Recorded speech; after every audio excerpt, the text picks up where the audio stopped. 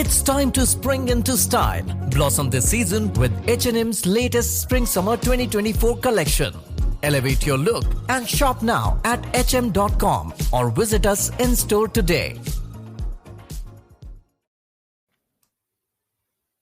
And hello, listeners of the Skating Penguin Network. This is, as promised, our season recap episode. The first of its kind in Penscast Skating Penguin Network history. It is I, your host, Robbie, here with co-host Snail, and we are going to look back at the 82 games the Penguins completed this season, another missed playoff season, but we're not going to focus all on the bad this afternoon. We're going to focus on some of the good and also look ahead toward the summer, talk a little bit about what Kyle Dubas said in his post-game or his postseason press conference and what some of the players may have said, and look into some of what may lay ahead here. And then we'll wrap it up with a look at the Stanley Cup playoffs, give some predictions, and kind of give you a roadmap of where our shows will go heading forward. So before we dive into the details, Snail, you mentioned before we started recording, it's a beautiful day out in the Pacific Northwest. I can kind of see it in your window there. It looks nice and sunny. So yeah, it's not quite that here, but it's a good day to sit down and record and again talk some Penguins hockey. Talk some Penguins hockey. It's a bummer because Friday morning my phone updates me bright and early with all the podcasts coming out on the East Coast covering the playoff previews, and yeah, like you said, for a second straight year, Penguins not in the playoff previews, missing. Yep. Just by, what was it, 3 points? Yes, in the end it ended up being 3 points. Where last year it was just one single point, wasn't it? Correct. Yeah, so I guess you could say slid back a little, regressed just a little bit more. That's unfortunate, but yeah, the weather's great. It smells like playoff hockey. It smells like baseball out there, baseball season. Yeah, again, it's a little bit dreary here today, but definitely getting some of that. This week definitely felt like baseball season. It was definitely a little bit warmer and whatnot, but getting into it now, the Penguins, they play 82 games as they do every year. They go 38, 32, and 12. They finish with 88 points. Like Snell said, 3 points shy of a playoff spot. They have 32 regulation wins, 36 of those wins coming in or a shootout as well. So the Penguins do win 2 games in the shootout this year. They finished the season on a 6-2-2 run, made quite a push for the playoffs, but coming up just short. So before we get into the nitty-gritty of this season, Snell, just give me your kind of basic, short, quick thoughts on the 2023-24 Penguins season. It was a bumpy ride. I'll just say that. I would say that there were high expectations that not only did they not meet, but kind of raised some almost like bigger questions, almost like some red flags popping up through the season. And yeah, so I guess you could just say kind of an overall disappointing season by the Penguins. That I don't, it hurts saying that because I'm not going to lie, for how well the season did or didn't go up until about 3 weeks ago, the Penguins this was the most exciting part of the stretch of the season all year. They really gave the fans hope again. And the PPG paints I wasn't there obviously, but watching the games, the stadium had never felt more alive. It's been, like Sid would say, and I feel like we've even been saying it too, it's been playoff hockey for a month. Yeah. Almost 2 months. Each game was just bigger than the next one. And when you see the team gel together and come together like they did right after the trade deadline, yeah, it was, that was exciting. That was a great part of the season. And I don't want to kind of, you go through that and then you look back and you're like, the season sucked. It didn't really suck, but disappointing, underperforming team. And you hear that from, I don't know if you tuned into many of the the locker clean out interviews that happen every year. Did you tune into any of those? Yeah, I did. I didn't necessarily hear all of them with audio, but I did read basically all the quotes and everything that came out of it. Sure. So yeah, basically, Carlson. I liked his quotes the best. I was really curious to see what a guy like Carlson um, was gonna say, and how he was gonna take. Maybe he's a big fish coming over this year, and Carlson's one of the best players in the NHL who's never won a Stanley Cup, and he didn't come here to not make the playoffs. So I was really curious to hear what he was going to have to say. And I liked his quotes. And he said, it's basically, to summarize it, it sucked and it's disappointing.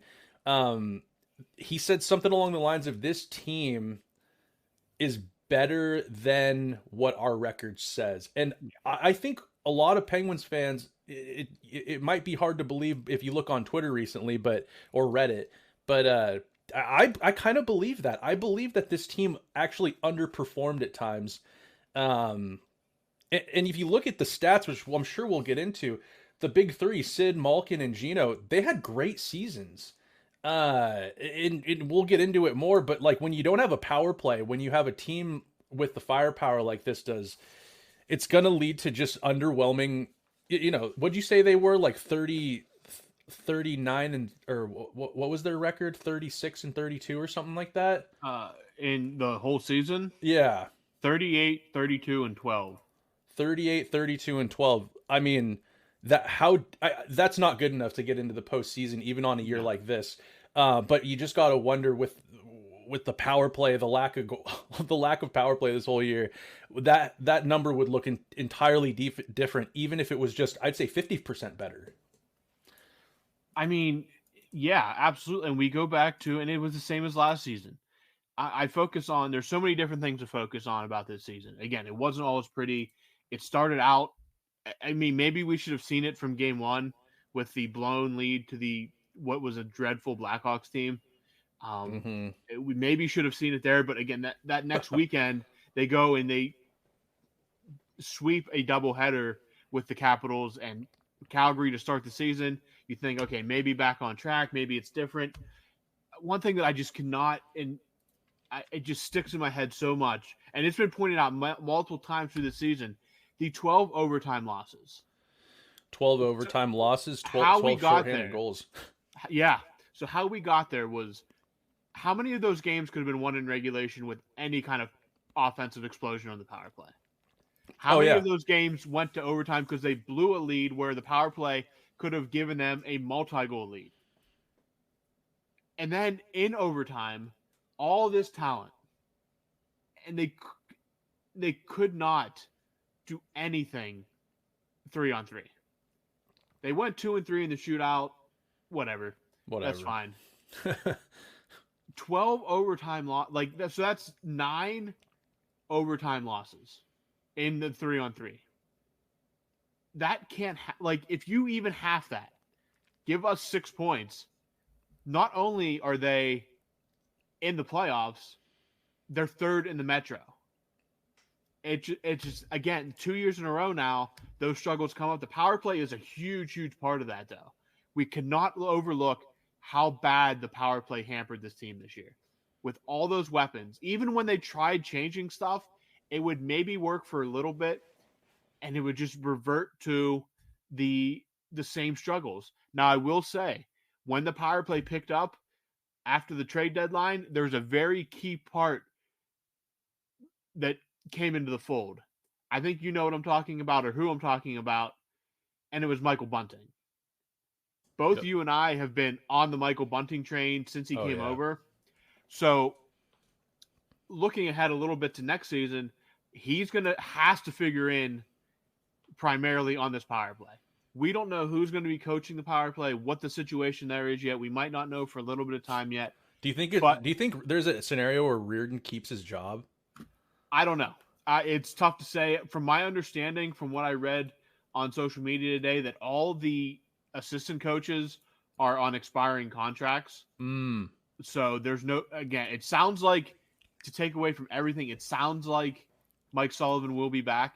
Dubas said that him and Mike Sullivan will sit down and evaluate the staff. If I was placing bets right now, I would put money down on Mike Sullivan being back. And I will say, I might regret saying this just Christmas time of this year, this coming season, that the more I looked at it clearly in the last couple weeks, the more I think I'm okay with Mike Sullivan coming back if Mike Sullivan comes back with different assistant coaches. Hey, I'm actually completely on board with that. I mean, halfway through the year, with the urgency, the ticking clock of the season, all of a sudden we're at, there's that American Thanksgiving, the only Thanksgiving that matters. Yeah, And correct. then you have Christmas, and you just see where the Penguins were kind of hanging around right outside of the playoffs. Yeah, there was frustrations with Sullivan. Again, another year with the questionable deployments of your bottom six players over your stars, and uh, that was a common thread again this season for a while. But during this stretch where the Penguins were on fire, the best team in the NHL, making a push for the playoffs, I mean, that team was playing and reminded me of the Penguins of old when Sullivan kind of first came up. And I thought that. Did you not feel that way at times? Just the forecheck, the relentless forecheck, the what does Sullivan always preach? He he wants you to play with like your instincts. He does don't play predictably, which the Penguins were. The power play was so predictable. I remember a game, Ray Ferraro, which I used to love the guy, but every time he calls a Penguins game, they stink the joint out. So now I hate hearing his comments on the team. But Ray Ferraro, I remember, was just like, this power play is too predictable. Even I know where the puck's going. And these guys, it was just too easy to read. They were never getting to the inside and getting into the blue paint. But back to what you were saying, I agree. I actually don't mind Sullivan coming back. I think he's just one hell of a coach. And he has something that I feel like maybe Penguins fans, it's not the biggest deal, but maybe it goes kind of unappreciated, is you have a coach that your big dogs trust and buy into. Yeah. That's huge. Huge. Absolutely massive. And that's something that was talked about, I believe, last offseason or the beginning of this season. There were some pieces written about how much trust guys like Letang, Malkin, and Crosby have in Mike Sullivan, how much they want him in Pittsburgh. Again, that can always be to a fault. That can always... that can hurt you. Oh, that can absolutely hurt you. And you get set in your ways and stuff like that. And I don't really blame people for wanting Sullivan gone. If we're in this situation Thanksgiving next year, I would adamantly maybe push for his dismissal. But for sure. But again, there's a reason he won back-to-back Stanley. The pedigree is still there. If Mike Sullivan left Pittsburgh today, he would have a job by the end of the weekend.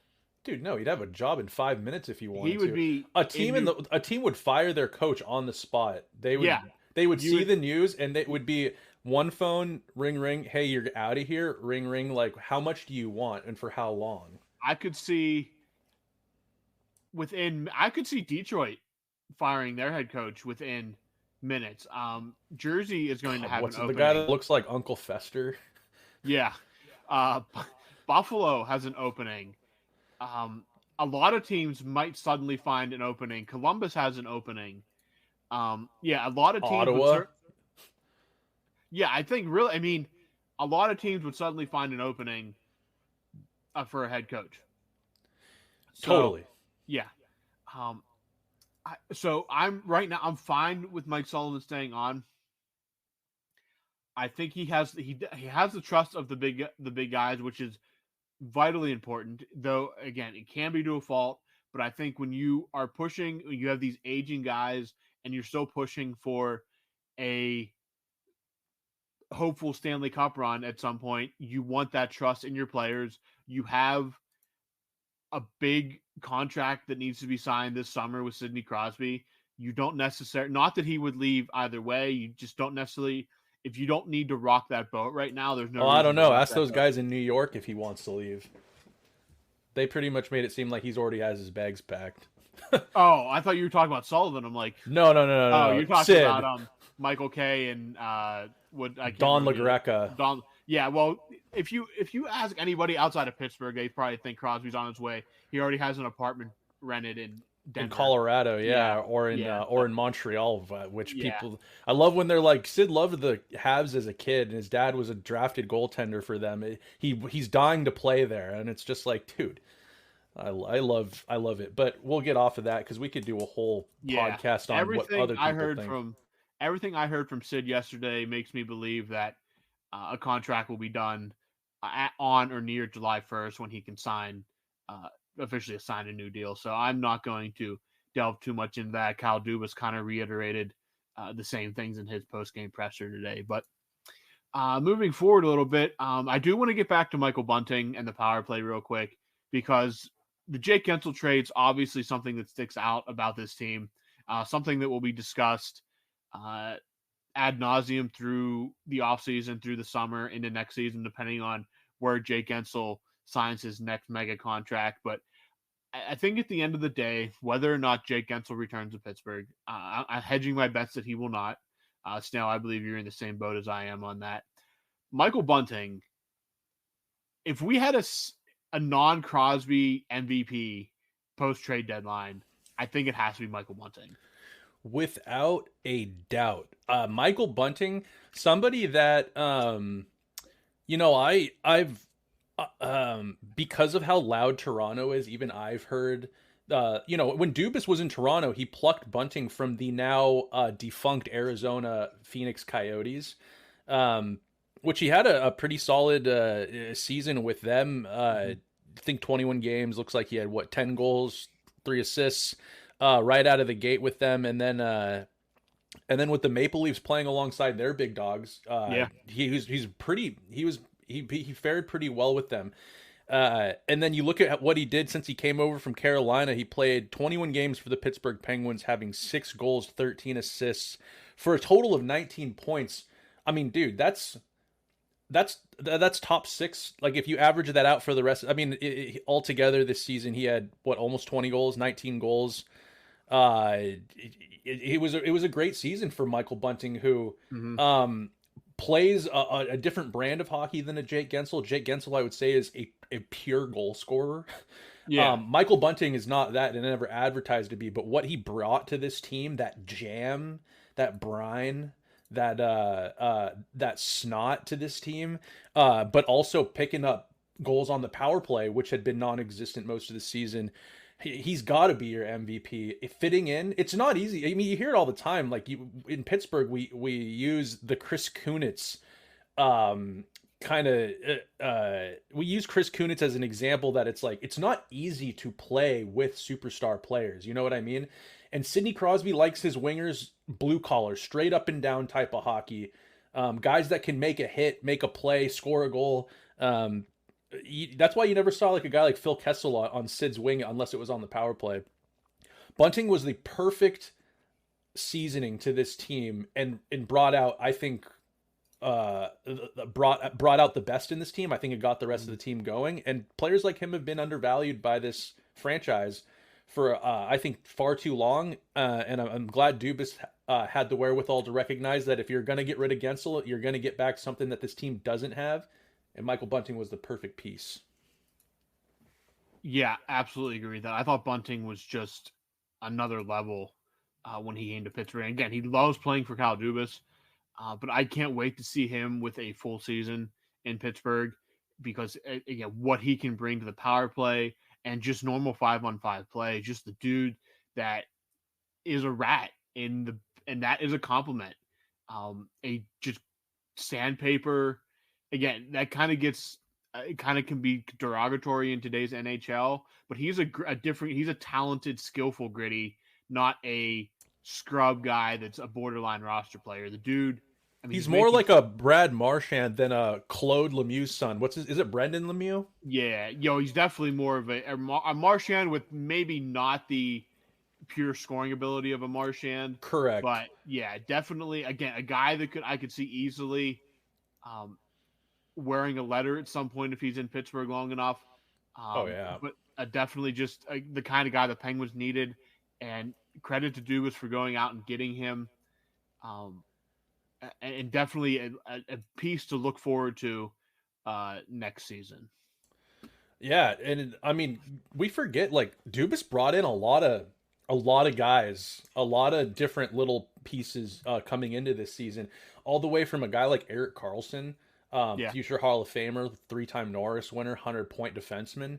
And then you had guys like, coming into the season, you had Colin White, who we haven't seen much, if at all. But he played, 8 games for them. Vinny Hinostroza, at times getting top 6 minutes. And then you have a guy like Bunting. Out of all the guys he brought in, I think Bunting and Nedeljkovic were the big dubs that Kyle signed this offseason.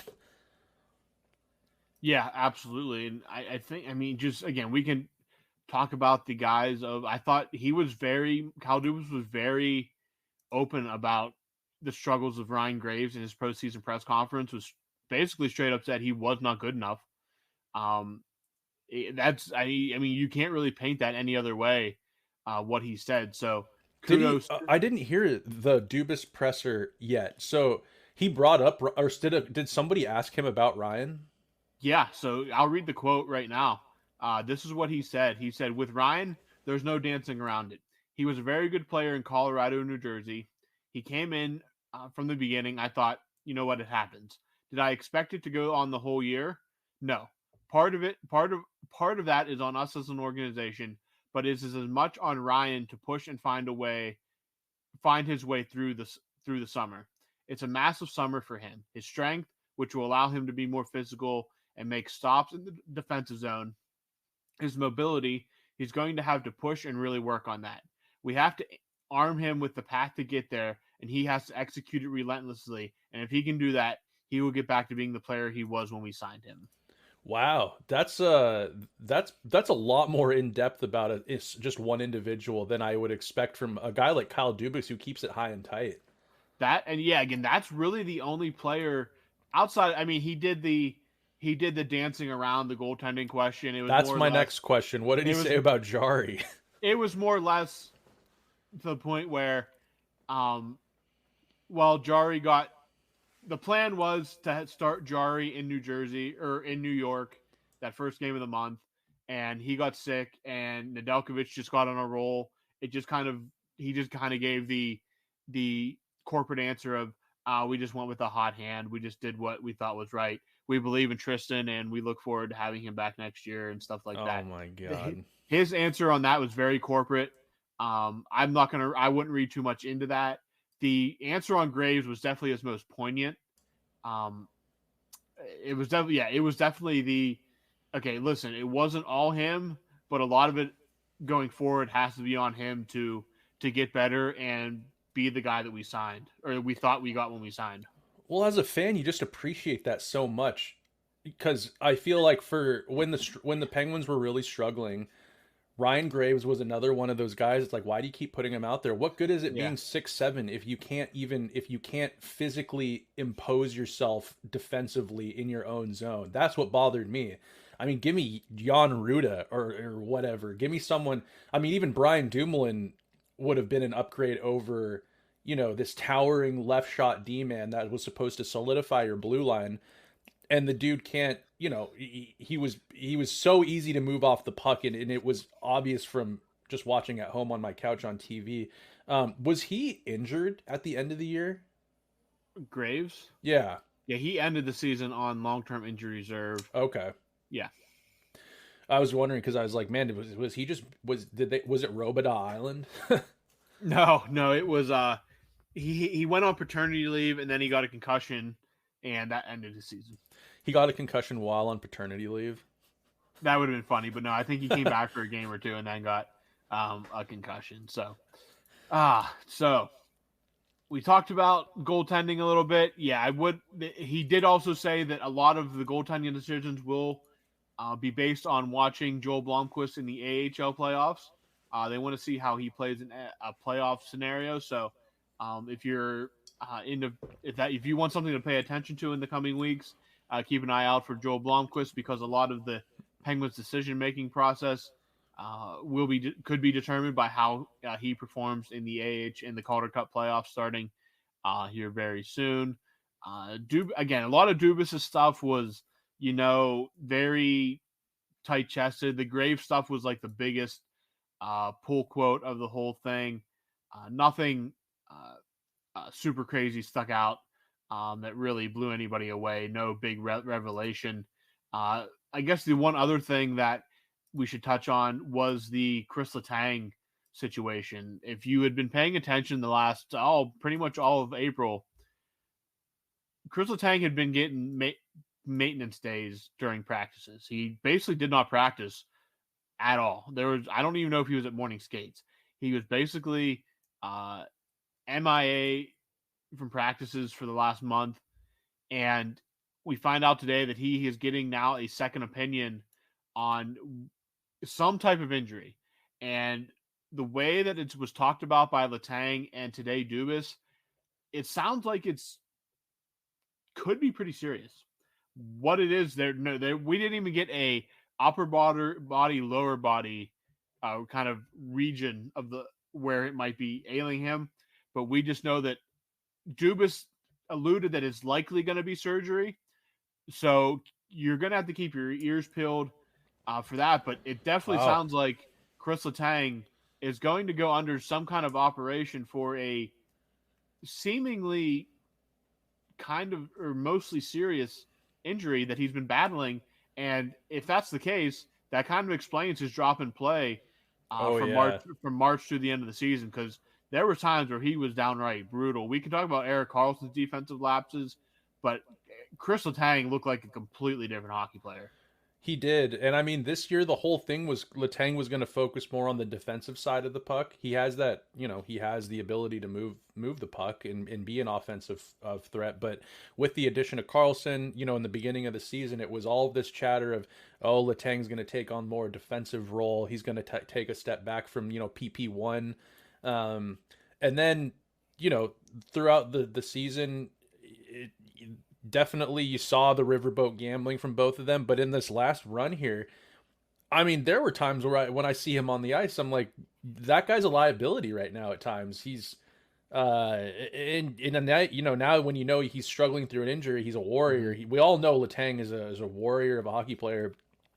He I feel bad now, like being so critical of him, because he's out there trying his best, but sometimes with the players, at what point does it be? I know part of it is you don't have a better option. Is it best to maybe sit the guy when you're making a run trying to push for the playoffs and you need 3 points?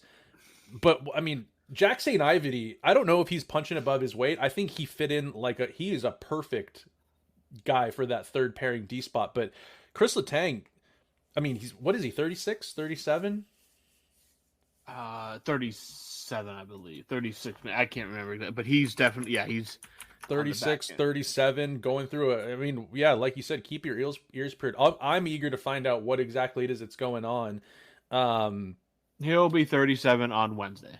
On Wednesday, wow. Yeah. Happy birthday, Chris, going for a second opinion for a surgery. That sucks. Yeah.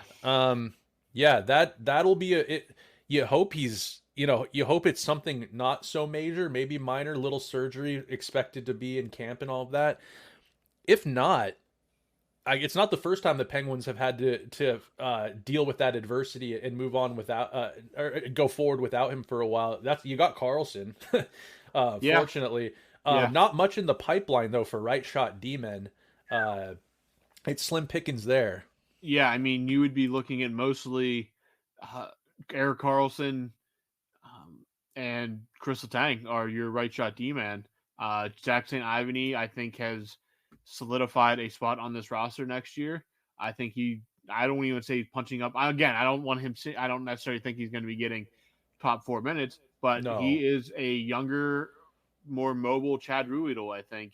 And that is completely fine on that bottom pairing, especially if P.O. Joseph has kind of turned that corner that we've all been hoping for offensively, because that gives you 3 pretty solid or 2 really good top 2 pairings, especially with the way Marcus Pettersson's played, and that third pairing being able to chip in would be absolutely massive. Yeah. I mean, there were times when they were on the ice, I felt the safest because Jack St. Ivany, he's a kind of a more stay-at-home guy that can move the puck. He's a bigger.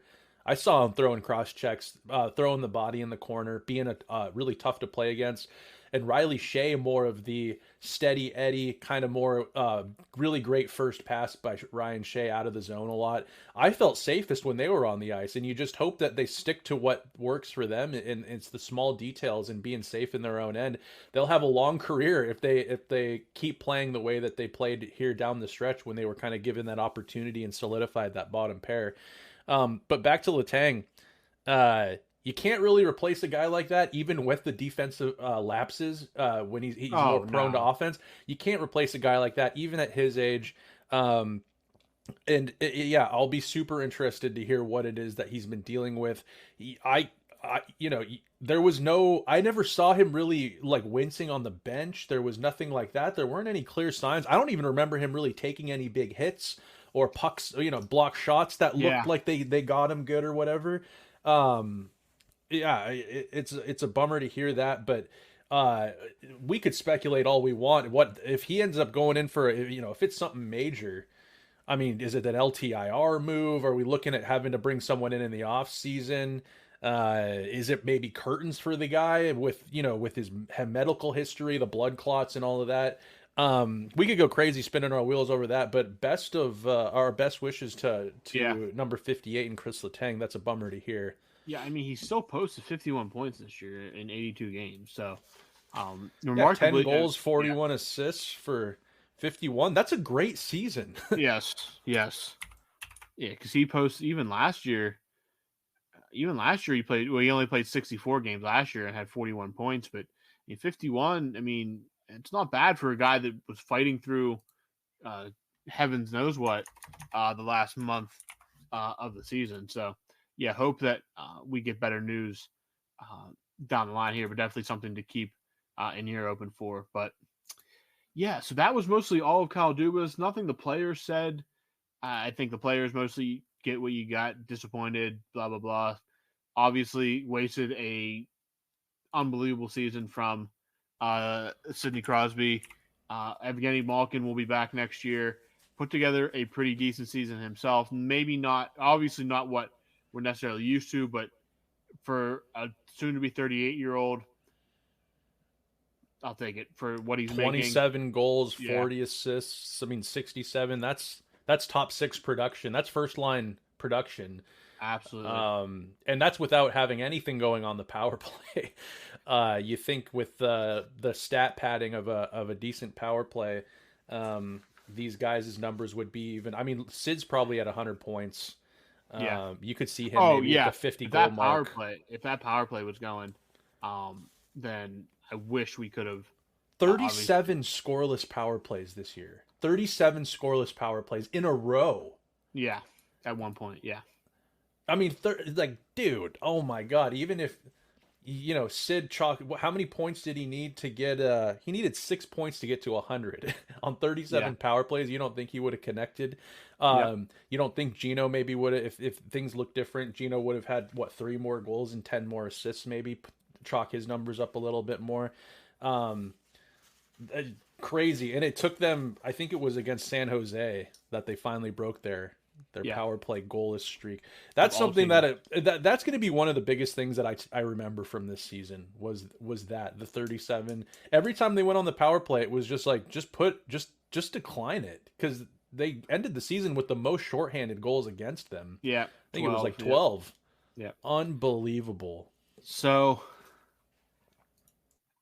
I guess one other name I want to mention before we move on to kind of the Stanley Cup portion, the emergence of one Drew O'Connor. There's not much really else to say. The dude it took a while to get going, but he set career highs across the board, and it definitely seems like he's finally crossed that threshold where this dude's an NHLer. He's going to be productive. Put him with Sid. He's going to get his goals. He's grindy. He's tough, and he can shoot the puck. And that's the kind of guy you need alongside an 87. 79 games, 16 goals, 17 assists for 33 points. He's a plus 14. So good things happen when he's on the ice. Or at least let's just say bad things don't happen when he's on the ice. Yes. You saw him grow his penalty killing role. He was a phenomenal penalty killer, especially down the stretch. One of those guys that when he's on the ice, as a fan, you just feel safe. You're like, all right, he's out there. Good. I like that he's out there. O'Connor's just a very solid two-way player. Like a Pascal Dupuis. I know in Pittsburgh you hear Kunitz and Pascal Dupuis used as examples way too often. But for a guy that watches a lot of old Penguins games, when I watch Drew O'Connor play, Drew O'Connor is a much more rangy guy. He's a lot longer arms, Yeah. um, bigger frame, I think, than Pascal. At least it looks like it.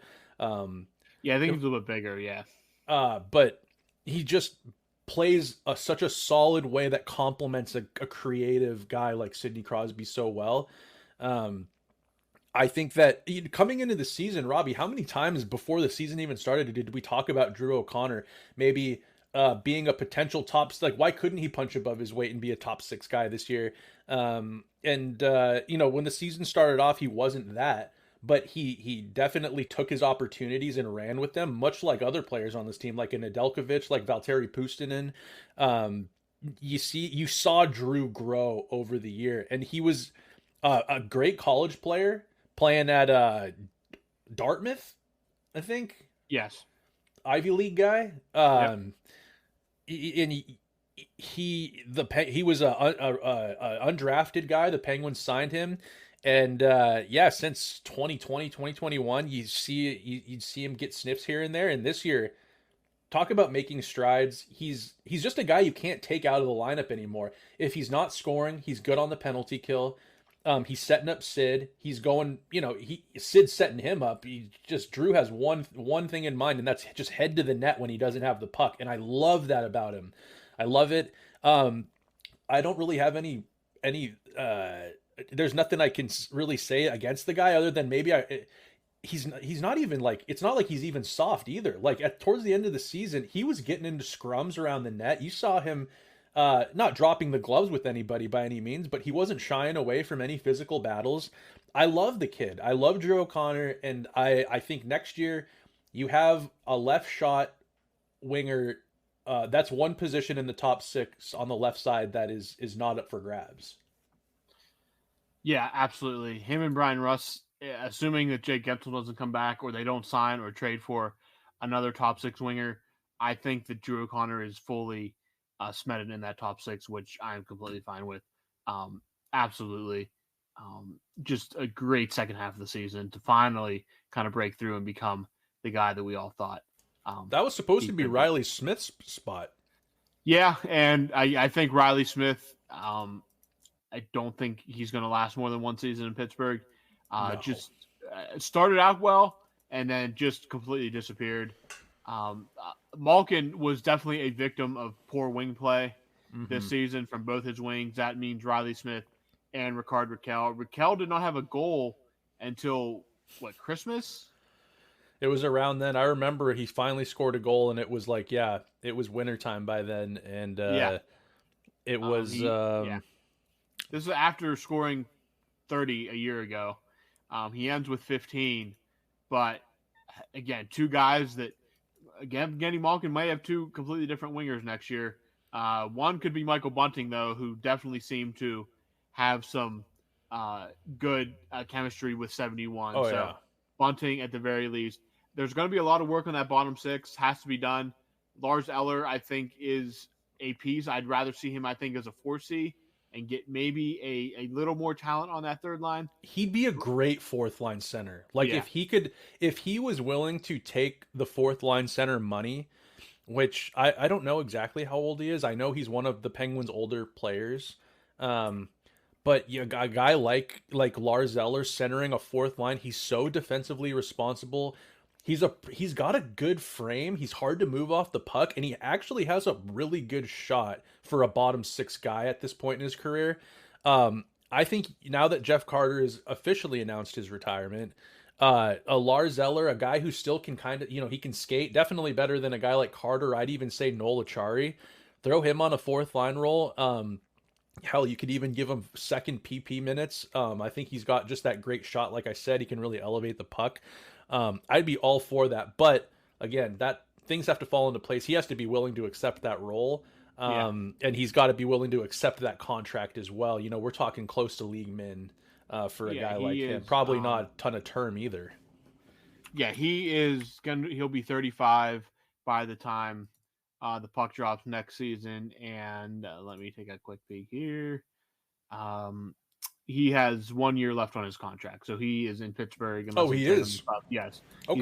He signed a 2 year deal. So unless he's traded, he will be in Pittsburgh next season. So nothing to worry about there. Yeah. I want to see more Valtteri Puustinen next year. I want to see more Jesse Puljujarvi next year. Puljujarvi, of course, is signed for another year yet. Is Emil Benstrom? Benstrom's a restricted free agent. I wonder if they give him a contract. I liked what I saw out of him at times. He's kind of just a guy, as Garrett would say, just kind of a guy. But he's got a hell of a shot, man. And you can always use a guy with a good shot, especially in the bottom six. If he can just move, I don't know how fast he is. I don't know if he's necessarily a speed demon out there. That third line needs to be able to move, though. And at times I felt like that's what lacked was, they finally found that line with Smith, Puustinen, and Lars Eller. And I just got to say, the one thing I think that kind of bit them in the ass on that was the inability to really, they weren't the fastest. Third lines are best when they're speedy and they can get in, when you've got a team hemmed in their zone or something like that, and you're cycling lines and you throw out a third line that can wheel, like, we had the HBK line. You had Phil who could wheel, Carl Hagelin who was speedy, and Bonino who wasn't necessarily slow. You throw those guys together, you got three lines punching like that. I mean, dude, it's hard to play against. And next year, I hope I like Puustinen. I think that there is a place on this team for him. I'm just not sure at this moment where it is. Mm-hmm. But I wouldn't even be that upset if you just rebuilt the third line altogether. Yeah. I don't know if you throw a guy like Puustinen on the fourth line, and he kind of reminds me of like a Daniel Sprong a little bit, maybe a little bit less obviously less offensively talented Daniel Sprong, but he's got the speed that Sprong doesn't have. And you throw him on a fourth line with Lars Eller, who they seem to have some sort of chemistry. Just rebuild that third line. That's where if you have any money in the offseason, if you can get rid of any guys, look to rebuild that third line. And you look, people that make the playoffs, teams that make the playoffs, I should say, teams that make deep runs, that third line is so important. And it's something that the Penguins have really missed for quite a few years now. Yeah, and it'll be interesting to see what they do with that bottom six. There's going to be a lot of holes to fill, changes to be made. So that is where we will leave it heading into the offseason. There will be plenty of offseason content once more comes out. A lot to kind of fall into place over the next couple months. But I got one more thing I want to bring up before we move on. Something we got to talk about, which I've wanted to see one of these my entire life, and we got to see it live this year. Goalie goal. I gotta say, I've wanted to watch one live for so long, like I just mentioned, and I was watching this game, and I was kind of, the Penguins were obviously up. They pulled their, I forget who it even was against. It doesn't even matter at this point, but they'd pulled their goaltender. And Jari scored a goalie goal, and I thought right then and there, I was like, this is a bucket list thing that I've wanted to watch. And it was a Pittsburgh goalie doing it too. Yeah. So sick to see. Do you think that when a team, and there might be purpose in me bringing this up. If a team is looking at a goaltender, obviously a goaltender that can play the puck and move the puck, you think about guys like Brodeur and Waugh who could move the puck. That made them all the more dangerous, like a third defender back there. You hear that a lot. Does a team looking at a goaltender who's scored a goal and has that puck handling prowess, does that add to their value? Oh, I think so, especially in today's NHL where they're so focused on breakouts. Absolutely, good point. Great point. Yeah. So I'm just curious because I'm wondering, if they're looking at the hockey card, some team that might be interested in one of the goaltenders in Pittsburgh, and they see a 1 there under the goal column, are they like, I think this might, does that bolster his opportunity? Yeah, probably, you'd think. Yep. But that was exciting. So awesome. Yeah. If anything, you'll remember 37 scoreless power plays. Jari goalie goal. And Nedeljkovic scored a goalie goal in the AHL. And Sid tied Teemu Selanne for 36-year-old season with 94 points. And tied Wayne Gretzky for most point per game seasons in NHL history. So at least you have those to kind of sit back on when you're drinking around a fire pit this summer. Just remember those things. Bring a smile to your face. If you need a reason to tune in next year, you shouldn't. But the Penguins there's many milestones awaiting the Penguins very early in the season, especially between Evgeny Malkin and Sidney Crosby. Yep. Career plateaus. So keep an eye out for that as well. But the Penguins, they wrap up this season. As we said, they are done and dusted. Now we wait to see how the offseason plays out. But just because the Penguin season is over does not mean the NHL season is over. In fact, nowhere close. We now move into the Stanley Cup playoff portion of the season, and we have some dandy matchups here to start this playoff run starting on Saturday. There's not one bad matchup. No, not really. Not really. I mean, there are matchups I think teams don't want to have, but every one of these games is going to be just exciting to watch. If you love hockey, do not miss a game this the first round's the best too. Yeah, There's not a bad matchup that doesn't have a storyline you can't get behind. Absolutely. And we're going to run through them here. We're going to give our predictions on this first round of the playoffs. And we will start out east. We will start with the President's Trophy winning New York Rangers, who won the Metro. They take on the Washington Capitals. Snail, I know what my pick is here. I think your pick's going to be the same. So give it to me. I'm going to say the New York Rangers win this series in 5 games. That's exactly what I'm thinking. Rangers in 5, because I think that with Alex Ovechkin and TJ Oshie, you forget about some of those dinosaurs, John Carlson, some of the dinosaurs that are still on that Washington Capitals team. The Rangers are, granted, they're the President's Trophy winners. They're not a perfect hockey team. Yeah. You know, they're not. They're coached by Laviolette. They have some jam to but like, they're relying on Jonathan Quick, who's had a hell of a year in New York, and then Shesterkin, who's been shaky at best all season. You think, in my head, the reason I give them 5 and not 4 is just respecting the veterans that lead that Washington Capitals team. Goalie matchup, I give it to New York. The blue line, I give it to New York. Top 6, bottom 6, New York has got the recipe to win this series, in my opinion. 5 games. I don't see why it should take more than that for the Rangers to wrap that up. Yeah, it's hard to sweep a team, especially in today's NHL. I'll give them 5. I just don't see Washington having the guns to go 7 or more with the New York Rangers. Sticking in the Metro, on the Metro side here, we have the Carolina Jake Gensels, known as the Carolina Hurricanes, taking on maybe the hottest team in hockey, the New York Islanders. And Snail, I know the Islanders are hot. I think Carolina is just flat out better. Give me the Hurricanes I'm going to stick with 5 games here as well. Yeah, this one worries me a bit because I feel the pull of me. I want to vote with my heart and say Carolina in 4 or 5. I just think that I just don't like the Islanders. There's nothing sexy about that team to me, to be totally honest. But that's burnt me in the past when I'm betting on a team, or if I'm whatever it is, just fanning out on a team. The Islanders can be pesky. They've got, again, much like the New York Rangers, they've kind of got their 1B goalie playing really well this season. Ilya Sorokin has been wearing the ball cap more often than not. I've heard Patty Waugh, the coach there, his confidence is in Varlamov. Yep. As far as blue lines go, Hurricanes blue line matches up to the Islanders. They're way better than the Islanders blue line. I know they've got Pellick and Pollock, and then they've got they got another D-man. Is it Dobson? Yeah. Anyways, it doesn't matter. They've got old Robert. Is it Robert Bortuzzo? It is. He's still in the NHL, I guess, which I just learned recently. And he's got a shaved face, and he's a bum. No, give me the Hurricanes matchup against them. The only thing that worries me is the Hurricanes play that man-on-man defense. Yeah. And that's burned them, I think, at times this season. I think teams have been able to expose that and really wear them down when they're getting offensive zone time.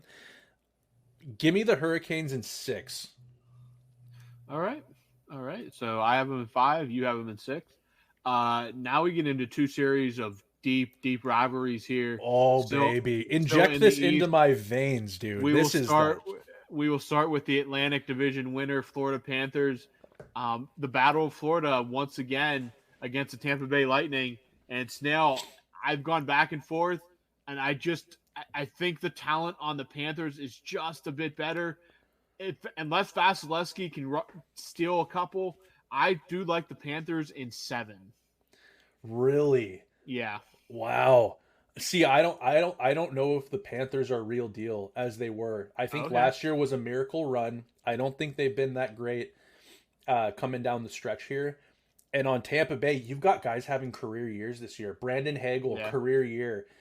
Braden Point might be the most underrated player in hockey. I think he's had like a second or third straight 40 plus goal season. Yeah, something like that. Um, uh, Victor Hedman, that the big Swede on the back end, having another amazing year, a sneaky under the radar, almost career year from which is no doubt going to be a Hall of Famer.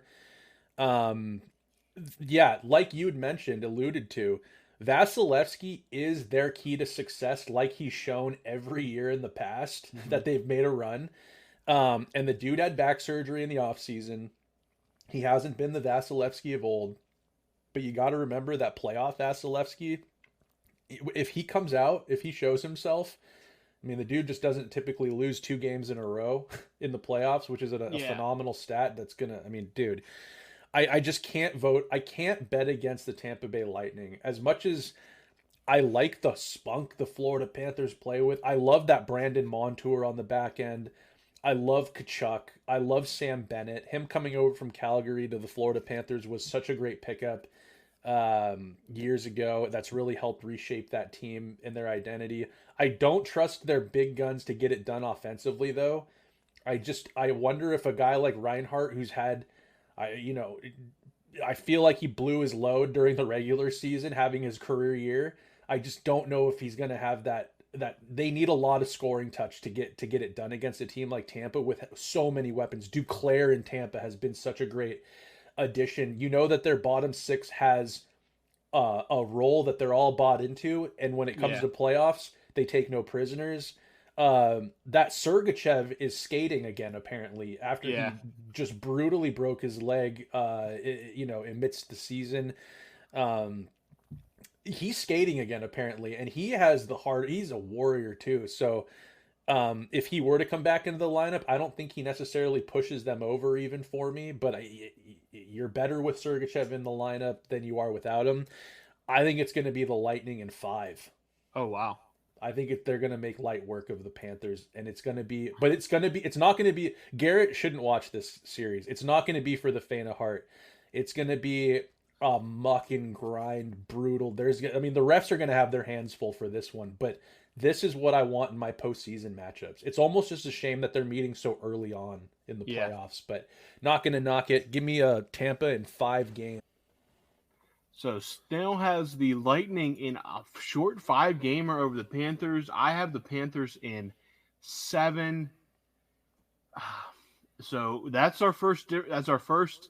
Series we differentiated on. So we will wrap up the East now with one that I struggle to pick this series. We have the Boston Bruins will be the team with the home ice. They finished second in the Atlantic against their longtime rival, the Toronto Maple Leafs, and Austin Matthews with 70 goals.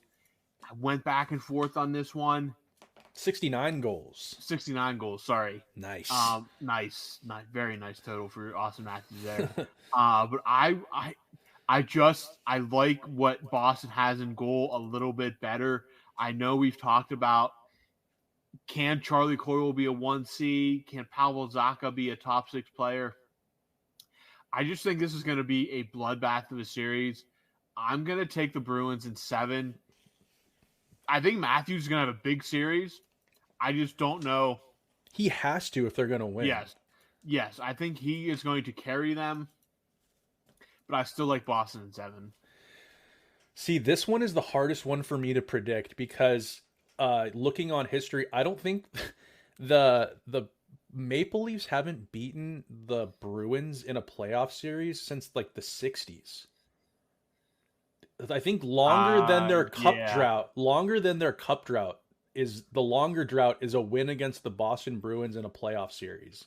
that's pretty depressing, to be That honest. is crazy, which I feel like doesn't get talked about enough, despite this rivalry they have. Yeah, This little tidbit came to light to me over the past few days, and I just couldn't help but bring that up. Um, Again, but then Boston has some demons as well. They can't get it done in yep. game sevens. They lost in 2019 to the St. Louis Blues in one of the best Stanley Cups I've watched in recent memory. They couldn't get it done on home ice in game seven. And then they lose in game seven to Florida last year, which Florida was on a run of destiny. But the Bruins had a historic season and were favorited in just about any matchup they were going to get. I think they're favorited in this one. Yeah. The thing for me, and this is going to be the biggest indictment on the Toronto Maple Leafs, and they know this too, fans of that team, is their big guns just haven't been able to get it done when it matters. Like you said, Austin Matthews, if you think Austin Matthews is going to have a big series, if they're going to win anything, they have to show up. It needs to be Austin Matthews, Mitch Marner, and William Nylander. I saw is not going to play game one of this series. Willie Nylander was the closest one, despite Matthews having the season he had. He was just a few points away from getting 100 points this year. William Nylander had his best season so far after signing that massive ticket. I just don't trust those guys. I don't trust the Maple Leafs core four, because I think you throw in longtime Leaf Morgan Riley in on that. I just don't trust them to get it done against a team laden with veterans like the Boston Bruins. They're built differently this year, though, and they say that every year up there in Toronto, but this year adding Bertuzzi and Max Domi and kind of putting those two blue-collar guys alongside Austin Matthews on the first line, sliding John Tavares down to the third line, at times. They've got a couple of newer additions, young blood. They've got Matthew Nyes, Arizona product, good collegiate player, Bobby McMahon.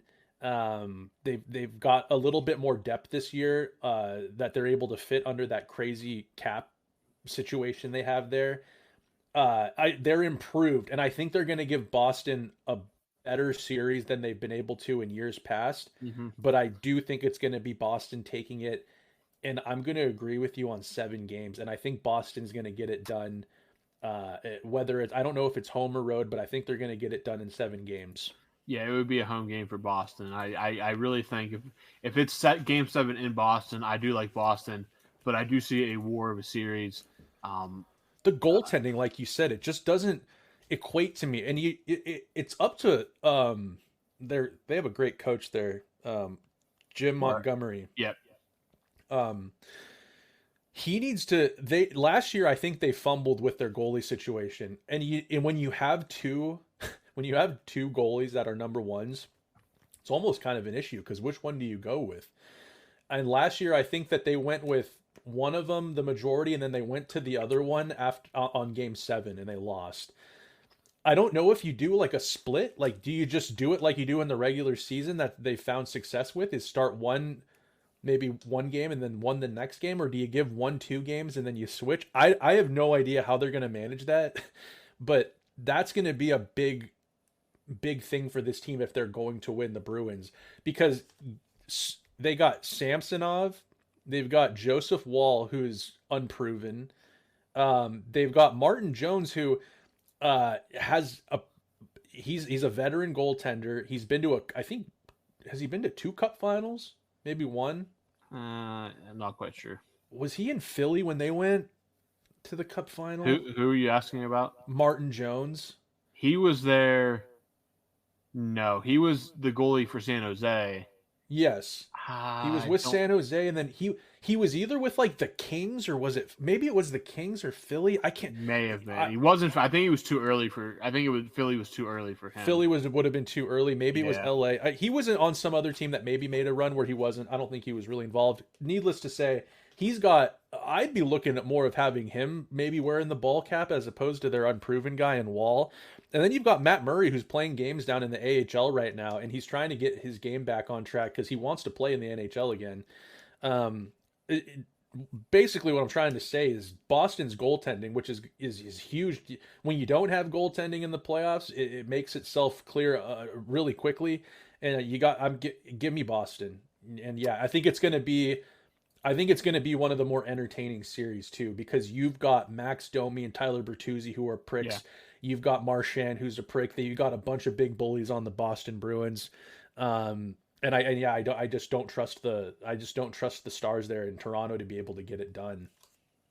Yeah, I don't really blame you there either. So, um, switching over to the West, we have. We'll start with the top team in the West, which was the Dallas Stars. Again, every series in the West is an absolute 10 out of 5 stars. Let's put it that way. We have the Dallas Stars, who were a popular preseason pick and lived up to the hype, at least in the regular season, against the defending Stanley Cup champion Vegas Golden Knights. Dude, I'm going Dallas in 6. Just because I don't know the full status of guys like Stone, and that goaltending is still suspect to me. It got hot at the right time last year. I think Ottinger has a big series. I just think that Dallas is going to be able to come in droves, and I just like Dallas in 6 in this series. Dallas, I'll spoil my Stanley Cup final prediction. Yeah, Dallas is my pick out of the West. I think it is mine too. And I just love what they're doing. I just think they have too much. The VGK, the Golden Knights, they have the experience, but I just like Dallas in the series. Give me Dallas in 5. Okay. I don't think Vegas is going to make this much of a series. I can't wait to see Jack Eichel pouting. He wears his disappointment. He has some of the worst body language in the league. I want to see that. Show me a weakness on Dallas. Like, show me one weakness that they have. I don't think there's one. They've got, you forget about some of the sneaky little additions they made. Chris Tanev coming over at the around the trade deadline. Block shots. He needs to stay healthy for them, I think, to make a really deep run. He's so important on the blue line. And then you've got Matt Duchene having an awesome year there, that they picked him up for $2 million after he was bought out from the Nashville Predators. I mean, you've got the veterans. You've got Jamie Benn, who's still scoring, and he makes an impact physically. He's built for playoff hockey, even at this age. Tyler Seguin, not the sniper of old, but he's still Tyler Seguin. He's still dangerous, especially on the power play. You've got Matt Duchene, who's 30, 40 goal scorer on any given year. He's hungry for some playoff success. You've got the young goaltender in Ottinger. The blue line, Chris Tanev and Miro Heiskanen. Miro Heiskanen is that one of those under the radar, maybe not so much this year, but puck mover, fast, has a hell of a shot. You got Pavelski too, Captain America they call him. He's going to be net front tipping pucks. You've got the youth. You've got the Jordan Stankoven. You've got the Thomas Harley. You've got Jason Robertson. You've just got they've got a perfect mix of fresh blood and veterans with the DeBoer. What do you call it? With a guy like DeBoer behind the bench who's got the structure, the details. How are they not a Stanley Cup favorite? And against the Vegas Golden Knights, who, they made the Hurdle edition, which was a big splash. You think that puts them over the top? I just don't. They're kind of limping into the playoffs a bit. I think Dallas will smell blood in the water and make light work of them, because their goal is to make a deeper run than they did last year this year, and I think that they'll do what they can to make light work of Vegas, and it's on to the next series. So give me Dallas in 5. All right. From there, we stick with this Central Division. We have the Winnipeg Jets and Colorado Avalanche. Another should be a rousing series. Connor Hellebuck will factor in majorly in this series. He was the Jennings winner, fewest goals allowed this season.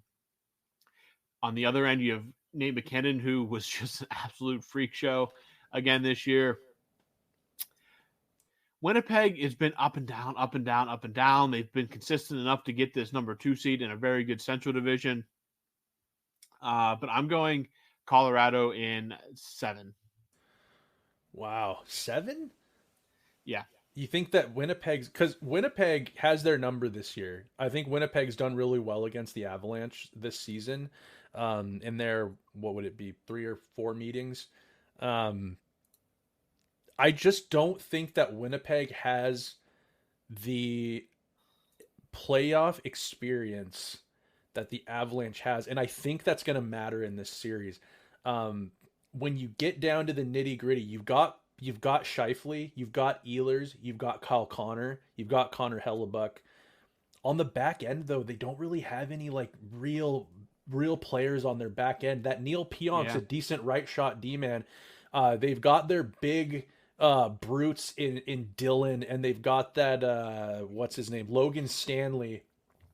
They're big bodies, and you need big bodies in playoffs on the back end. But I mean, Colorado's got Cale Makar. They've got Manson, who's a big body that can chip in he can move the puck well. Great first pass. Jonathan Taves. Old pal Jack Johnson still plugging along back there. Jack Johnson is still plugging away. Steady on the rudder, Jack Johnson.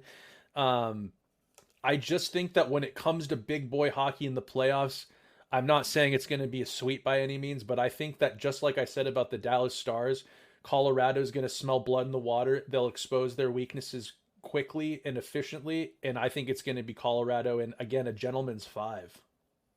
Okay. All right. So now we have the team that kind of surprised everyone this year, the Vancouver Canucks against the Nashville Predators. And Nashville was out of the playoffs for the longest time. They looked dead in the water. And then around the All-Star break, into the trade deadline, they just ripped off like 13 wins in a row or something like that. Yep. And they pretty comfortably ended up in the playoffs as the top wild card in the West. And I just don't buy the Predators as a overall threat. Saros is very good. They do have some nice pieces down there, but it just feels like Vancouver, people have been waiting for them to drop off all season long. But I'm sticking with the Canucks. I'm going to go Canucks in 6. I think Nashville is probably good enough to steal 2 in Nashville. I don't know if they win any in Vancouver though. So still, 2. Let's say they win. Well, 1. Let's say they split the first 2, but then Vancouver's talent just usurps Nashville. Give me the Canucks in 6, and we'll move on there.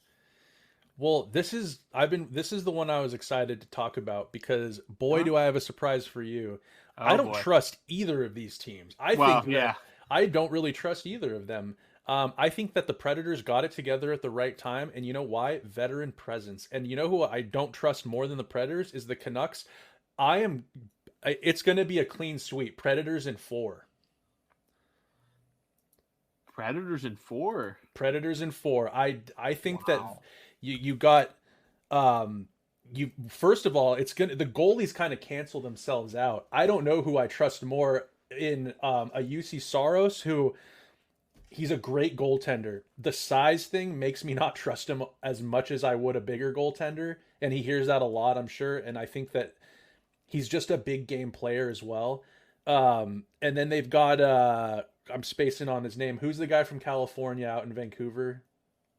He's got an interesting, in Vancouver. Who's their goalie? Thatcher Demko. He was injured towards this last bit. Is he playing? I don't know if he's playing right now, or if he was playing down the stretch here. I know that he was injured. My point is that the goalies canceled themselves out. You got up front in Nashville again, kind of that good mix of veterans and young and youth. Ryan O'Reilly, the fact daddy as they call him, the factor. He knows how to get it done. He's got a Stanley Cup. Once he got out of Buffalo, it was right to the top. He's captain material. with his weird hockey stick that looks so strange if you've ever looked at it. They've got that Novak. They called him Novechkin for a while. He was on fire. You've got Roman Yossi, probably he's the Erik Karlsson of the West right now. And you've also, dude, one of my big factors is Ryan McDonough is in the playoffs again. Ryan McDonough takes no prisoners in the playoffs. He is so important to whatever team he's been on. Yep. You remember him in New York. You remember him in Tampa Bay. He's going to do it again in Nashville. I think that just the fresh blood of the Vancouver Canucks big players, the Elias Petterssons, the Brock Bessers, the Quinn Hughes, who's had a hell of a season, Norris caliber season. I just think that the savvy vets in Nashville are going to do what they can to get under their skin, expose them. And Nashville can score too. So it's not like it's going to be it's not like Vancouver's going to be the one shooting the lights out. I think that it's going to be close. These games are going to be fun to watch, but I think it's going to be the Preds in a clean sweep. Oh, okay. All right. All right. Last but not least, sticking out west here will be some late night games here. Another matchup between the Edmonton Oilers and the Los Angeles Kings. The Kings sneaking in to that third spot in the Pacific on the last day of the season. Honestly, the Kings have not done it for me all year.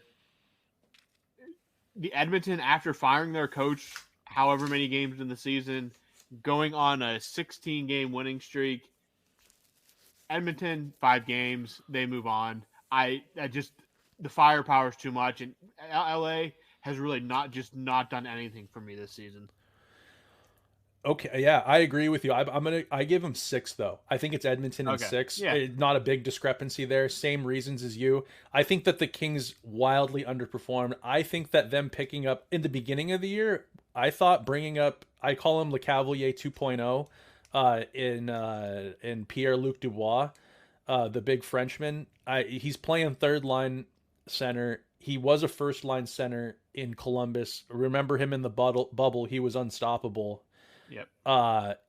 He's getting lesser matchups now, and he's not dominating by any means out west. Philippe Deneau, he's a really impactful player. Again, on a great team, he's a third line center. I think he plays second line center right now. Him and Kopitar are those defensively minded, really responsible centermen. That's going to be important in shutting down McDavid, but it's the firepower in Edmonton is too much, and goaltending in LA is suspect.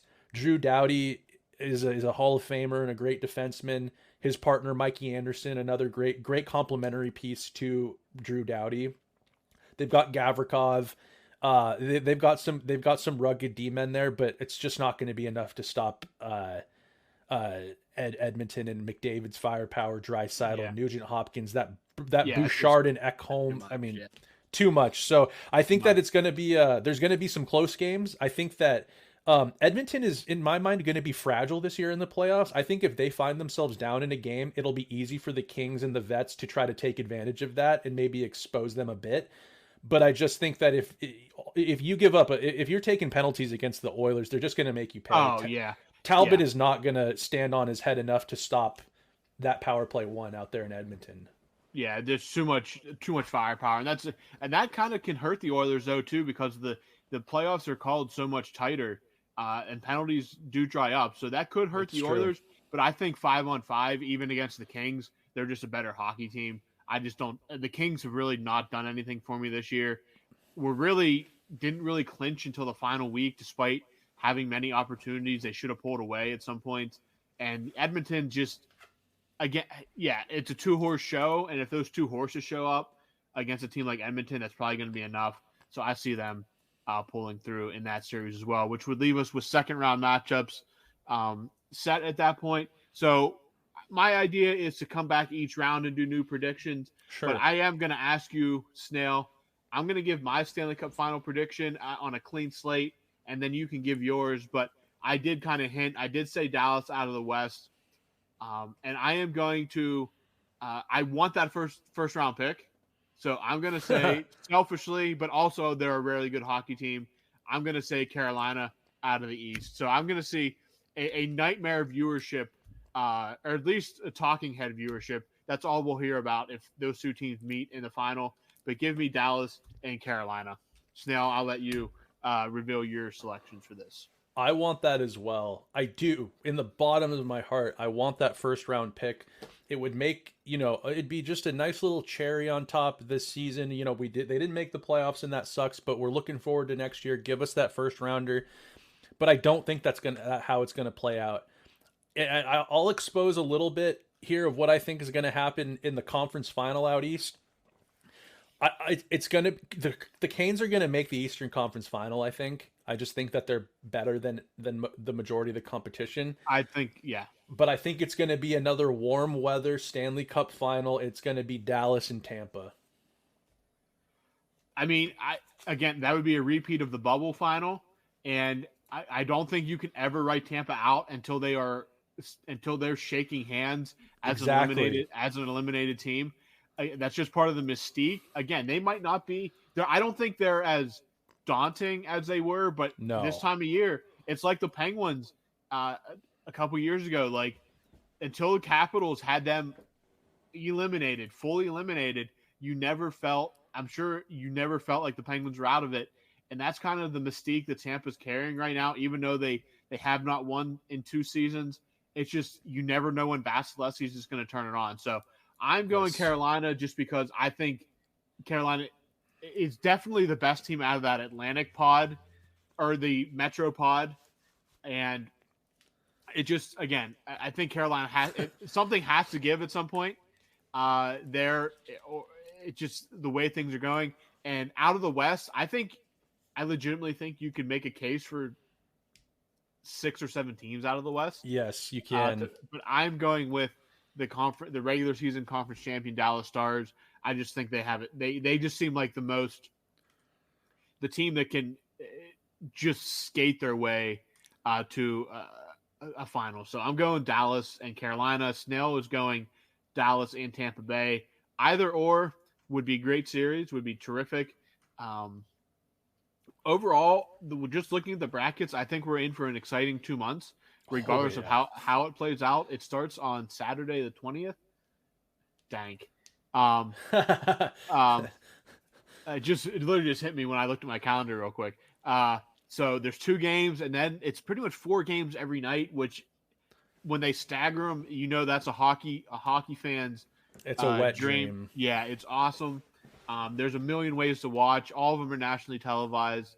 No excuses. I know the Penguins are out of it, but it's still a great time of year. I want to thank you guys for tuning in to this rather long episode. But when Snail and I get rolling on hockey, it can be tough to stop. Yeah. A little bit of a preview to get you an idea of where we're going the rest of these next couple weeks. I think, Snail, next week we can get back to at least 2 mailbags for that week. We'll get a mailbag tweet out to you guys on Sunday.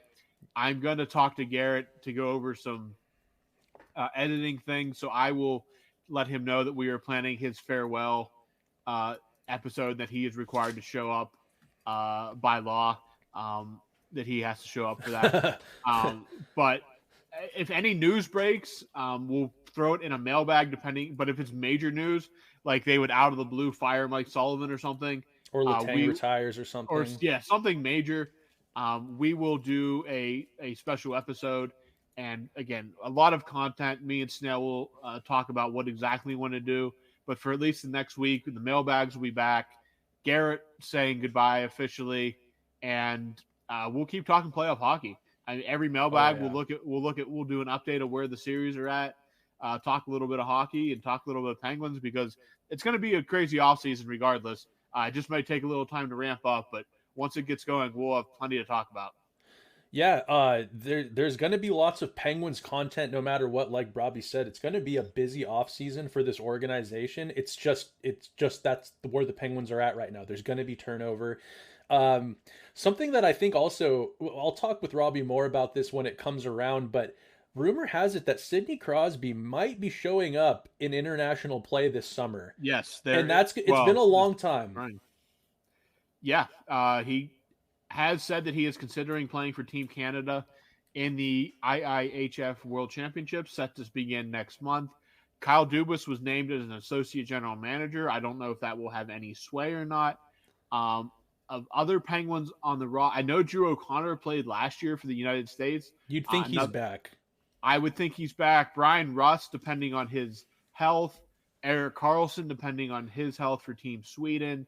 Valtteri Puustinen made a name for himself. Again, the World Championship rosters usually bring in some fringe guys. Because, Milan Lucic played for Canada last season. Yes, because you have a lot of guys that are still in the NHL playoffs will not be able to attend. So a couple Penguins to keep an eye out for that. You're looking at maybe potentially a first line for Canada of Sidney Crosby, Macklin Celebrini, and Connor Bedard. So would be just wild to see. I hope so badly he goes, because that IIHF tournament has been lackluster for a couple of years for me. But if Sid's there, I mean, dude, we'll be covering that. Yeah, we'll definitely talk about it.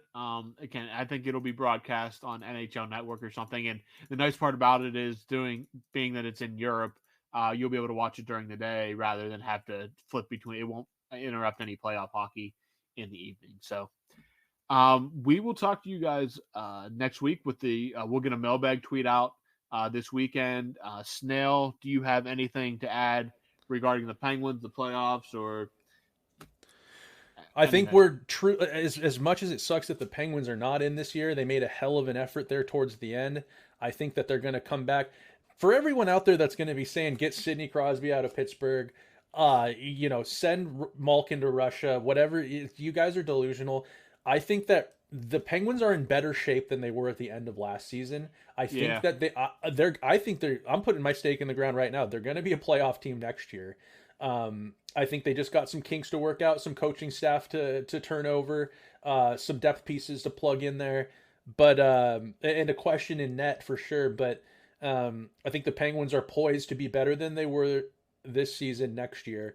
And thanks for rocking with us all season. It was a bumpy ride, to say the least. There were ups, there were downs. Stonks rose and fell, but ultimately, here we are, and we are blessed with just an awesome lineup of. If you're a hockey fan, there is no bad game to watch here in round one of the playoffs, and Absolutely. and even though it's not Penguins related, continue to stick with us as we cover these playoffs, and there's, like we said earlier, there's a lot of Penguins content. I feel like even in the doldrums of summer, there will be things to talk about, and continue to tune in despite the season being over. That is all I got, Robbie. All right, everyone. That wraps up this episode of the Skating Penguin Network. A little season recap here, but as always, mailbags back next week. You'll be graced with our presence once again, as we know that you look forward to it. So give us your questions and your concerns, and tell us what you're eating. Yeah, let's chat, fellas. Yeah, let's give us some content to get through these next couple of weeks until the off season really powers ahead. So for Snail, I'm Robbie signing off. We will talk to you guys very, very soon.